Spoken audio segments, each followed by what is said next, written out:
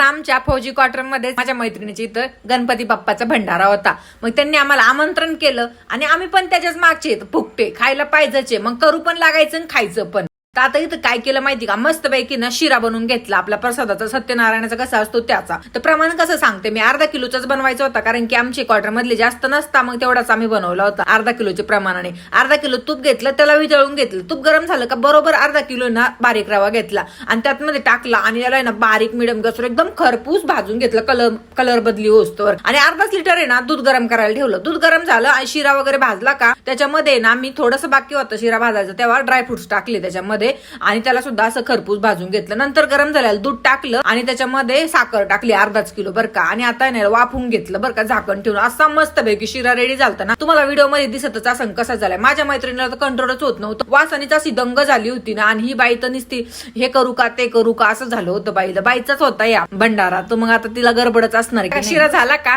त्याच्या आधीच भाजी करून ठेवली होती बरं का, आणि मीच भाजी बनवलेली बरं का. आणि शिरा ना माझ्या मैत्रिणीने बनवला होता आणि यांना बाकीच्यांना ना सगळ्याला पुऱ्या लाटायला बसवलं होतं कारण की भंडारा म्हणलं पुऱ्या पण बऱ्याच लागतात की नाही. आणि आम्ही तळलं मग आणि काही नाही आणून वगैरे दिलं. असं झालं आमचा सगळा स्वयंपाक. आता आरती ग बाप्पाची आरती मस्त पैकी छान प्रकारे झाली आणि आता फक्त खायला बसायचं होतं बघा. वास असा घरात एवढा येत होता ना की कंट्रोल पण होत नव्हतं. पण आता कोणाला सांगता की आम्हाला भूक लागली म्हणून. आणि मग आता जशी आरती झाली ना तर इकडे वाढत होते तेव्हाच मी बसून घेतलं, मला कंट्रोलच नाही झालं बघा. आणि हे जेवढे बसले होते ना त्यावेळेस सगळ्याला विचारलं, आता हे माझे मिस्टरच आहेत त्यांनाच मी पहिलं विचारलं कसं झालं. त्यांनी म्हणलं एवढं भारी झालं. मी म्हणत होते आणखीन घ्या. आता हे सगळ्या बच्चा पार्टीला विचारलं, सगळ्यांना खूप आवडलं. आणि लास्टला मग आहे ना आम्ही बसलो बरं का, काय मग देवाची नावं घेऊन आहे ना मस्त चोपून घेतलं. असलं जबरदस्त जेवण झालं होतं ना महाप्रसाद, खरंच खूप बेस्ट. तर आजच्या बद्दल तुम्हाला काय वाटतंय कमेंट करून नक्की सांगा.